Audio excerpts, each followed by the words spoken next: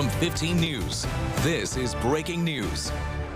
We begin with breaking news this evening. Peg Shoemaker will continue to serve as interim principal at Sun Prairie West High School after the Board of Education released its findings of an independent investigation today. Jennifer Pluger will not return as principal, and the director of student policy and school operations will also not return.